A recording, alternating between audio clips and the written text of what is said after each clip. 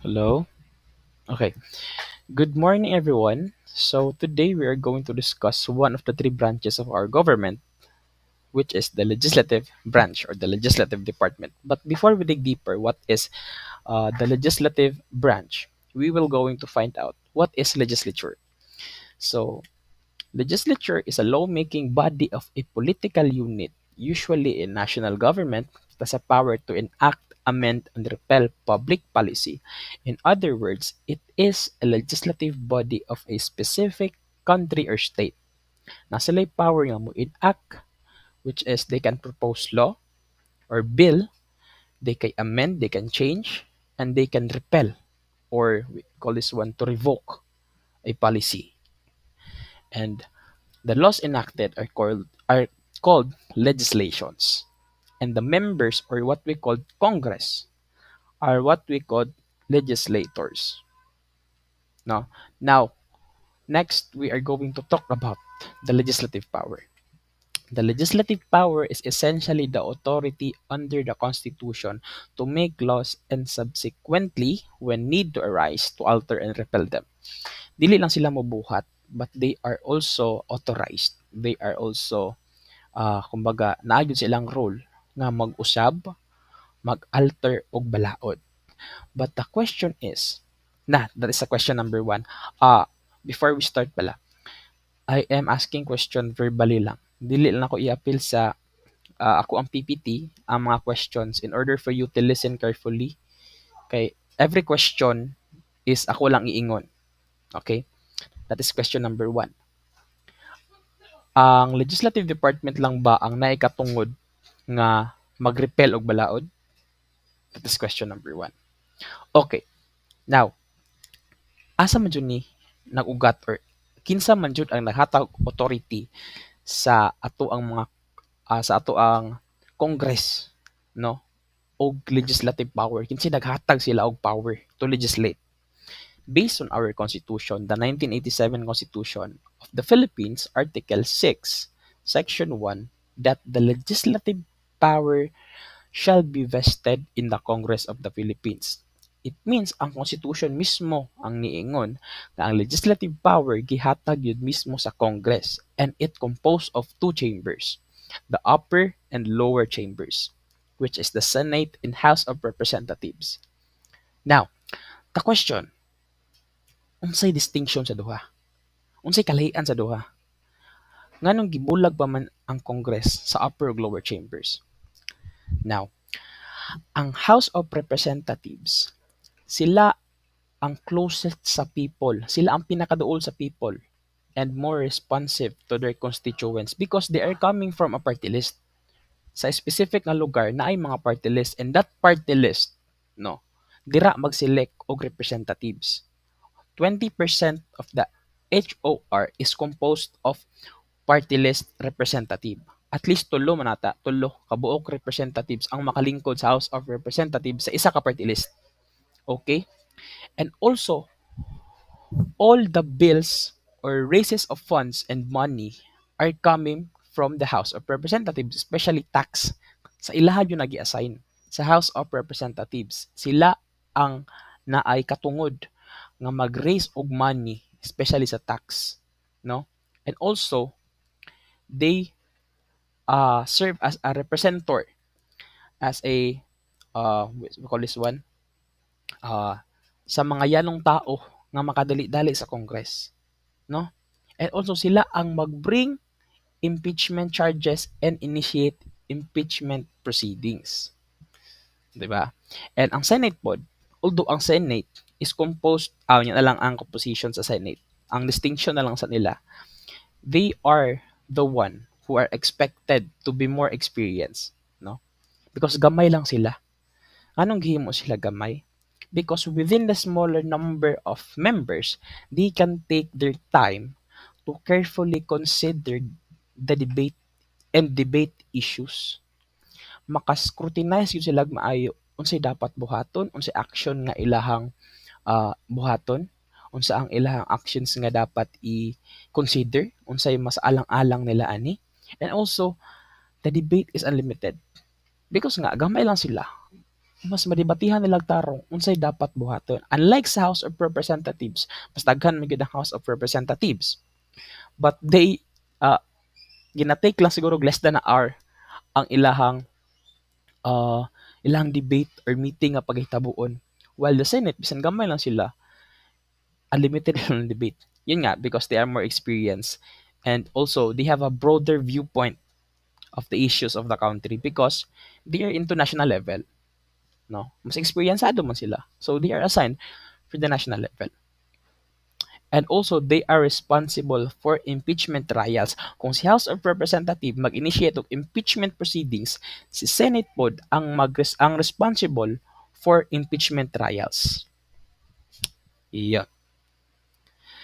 And now, we are going to talk about bicameralism. So, ang bicameralism, guys, is the division of two chambers because our Congress is divided into two chambers, the Senate and House of Representatives. That's why uh, it called bicameral. Now, what is the advantages and disadvantages of bicameralism? Number one, the advantages, it provides a representation for both regional and national interest. Of course, they have a House of Representatives, so naatay mga regional representatives, and also less susceptible to bribery and control of big interest. Pero murag sa bribery, dili ta sure na. and also we have disadvantages that no assurance of better considered and deliberated legislations. As we agree mo siguro taan na nga dili tanan ginapagawas nga balaod or gina-legislate is sakto gyud sa tao. And also they prohibitive cost of senatorial elections have made it possible for only wealthy individuals to make it to the Senate. No, so if we look at this, take a look. It is almost impossible for say a farmer, laborer, or public school teacher to win an election. So wala jud kay kwarta mo, dagan kag politics, lisod jud kay idaog. Lisod jud kayo idaog bisag imong purpose is gwapo, imuhang goal is dili pang sarili. As long as wala kay kwarta, lisod kay idaog sa politics. Lisod jud kayo because kwarta ang kapadagan sa politika. We already know that. Anyways, now we are going to talk about the function, qualifications, and the aim of Senate, House of Representatives. Now, first, we are going to talk about Senate. So, the composition of Senate, it has 24 senators, and election happened, nationwide election, on the second Monday of May. So, ang termino lang nila, 6 years lang yun na. Bawal na sila mulampas ng 6 years. No? And also, bawal po sila mubalik o kaduha. Kaduha lang yun na sila dapat mudagan. I mean, kaduha lang ilang maximum. Sorry, kaduha lang ang maximum nga ilahang dapat daganan. Kung mula pa sila katulo, disqualified na sila. And the qualifications, grabe guys, tako og sweldo ang Senado, pero gamay kayo qualifications. Bare minimum na dyan kanyo, look. Tanawa. A natural-born Filipino citizen, able to read and write, a registered voters. Maol, gamay na dyan qualifications. Dili siya makasangko sa standard. No? Magbuhat-buhat kag balao din ha. Unya, ingani ra ka, gamay ang kuan. What we call this one, qualifications. Kabalo. And also, yun na nga, sinabi ko, they are only allowed to run 2 consecutive terms. Kung mulampas na sila na, dili na sila makadagan ng balik. Okay. Now, we will go to the House of Representatives. The composition of the House of Representatives, not more than 250 congressmen. 250, ang 20% ana, as I said, is composed of party list representatives. So, bawal ka mo boto, for example, ako na ako sa party list. And then, ang gusto lang na boboto ako party list rather. Then, ang gusto lang nako siya lang akong botohon kay siya ra ang tarong sa party list. No. You can't do that because they are representing the party list not for themselves but for the people. Okay? And also, the elected from legislative and congressional districts are through a party list system on second Monday of May. Same bragapon sa Senate also. And ang term nila sa office, they're only allowed to hold their position up to 3 years. 3 years lang gina guys, wala na extend. But ang ilahang ang ilahang maximum nga nga pagbalik sa pagdagan is katulo. Dili sim sa Senate nga kaduha. Now the question is, mag-question na pug ko. Question number 2. Kinsa ang responsible for impeachment trials? That is number 2. And the question number 3 is kinsa ang ma-assign for all the bills or raises of monetary transactions, especially tax sa ato ang nasod. Okay. Now, we will jump into the qualifications. A natural-born Filipino citizen dapat at least 25 years of age on the day of the election. For example, ako, birthday na ako sa election. Nga nag-file ko. Nga birthday man ako, so pasar ko. Dili same sa Senate nga 30 dapat ang edad para makasulod. But sa House of Representatives, 25. Also able to read and write, except for a party list representative, a registered voter in a district in which shall be elected, a resident of thereof of a period not less than 1 year preceding the day of the election. Yun nga, sinabi ko kanina. Also, the maximum terms, yun, 3 consecutive terms lang yun. Bawal siya mulampas. Kung mulampas na, disqualified. Now, we will going to talk about the aim of the House of Representatives. Number 1 is to attain a broadest possible representation of all interests in its law and policy-making body. Yun nga, because they are come from different sector of our country, kabalo sila sa mga concerns sa mga ato ang mga marginalized citizens, to marginalized brothers and sisters, kabalo sila sa mga hinaing nila. No? They are using a grassroots approach. And also, to give opportunity to various social, economic, cultural, geographical, and other groups or sectors of society to have their voice here in Congress. Actually, di man jud nila hingnoon ma-raise jud tanan, but at least they're representing behalf of their constituents, pa-represent nila ang mga few voices sa ato ang mga marginalized groups. And also, it promotes grassroots consultation, because they are accessible.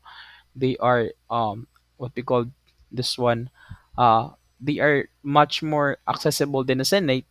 Then makakonsult yun ang mga yanong tao sila. As I said earlier, gipakita na ako, it's impossible for a farmer, laborer, or a public school teacher to win in an election. Number 1 cause is expensive.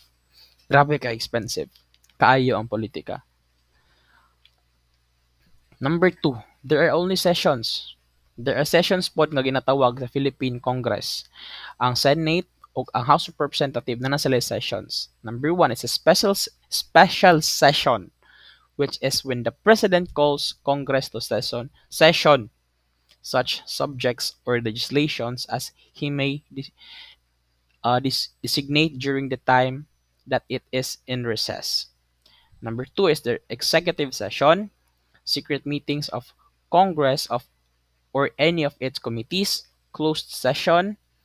It holds on issues to be discussed involve national security and regular session. So, mas daghan pa og closed session o special session ang mahitabo sa isa ka tuig kay kaisa ra man ang regular session. Regular session siya pero kaisa ra siya mahitabo.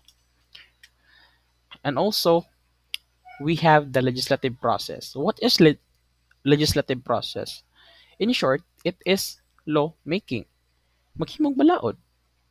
And also, as I said earlier, they are not just making law, but they are also responsible to amend, to repeal law. It is a series of steps that legislative body takes to evaluate, amend, and both vote on proposed legislation. So, naikalahian ang House of Representatives and Senate. Although, ang both characteristic nila for legislation process, katong duha ka chamber ang responsible sa paghimo or i-reject ba nila ang law. Sila giduha. Sila meeting or session nga paghitabuon nga debatihan nila, no? And in terms of qualification, gamay lang man makita nato, gamay rag differences, pero ang function lang jud nila is medyo magkalahian. Okay? Now, mo ni siyang answer. Katong kinsa tong tao nga kaya mo revoke or kaya mo repel og balaod, which is the president. The power of the president, the veto power. No? Ang veto, pasabot sa veto magod, forbid or deny. Nganong gina-deny man niya? To provide a check on hasty, corrupt, or ill-considered legislation. Kung makita sa presidente kay, syempre, nanan siya yung mga first reading, second reading, third reading, na referendum, na ipasa po yun sa presidente. Kung makita sa presidente, nga ang kani ang imuhang law nga gina propose or ginapasa is dili para sa tanan, kung paano lang na sa uban or especially sa imuha, dili na siya ipasa. Iyahan ng i-veto, which is i-deny na sa president because he or she has a power to disapprove acts passed by the Congress. So, and lastly, last question. So, unsa ang tawag sa head sa Senate? That is number 4 and number 5. Unsa ang tawag sa head sa House of Representatives? Yun lang. And before I end, I will leave you a quote lang. The executive branch has grown too strong. The executive branch too arrogant, and the legislative branch is too stupid. Di na ako na siya need elaborate because you already know and you are already observing what is happening to our government nowadays. So, sa pabutay nga election, you must think and you must evaluate kinsa yung iboto because if there is a bribe in what we call in our election, then mo na atong future. Atong future ang inyong gidawat or inyong gibayad para nang aboto. And I think that's all. Thank you for listening for about our legislative department, and I hope you learn something from me. And yeah, thank you for listening. Bye bye.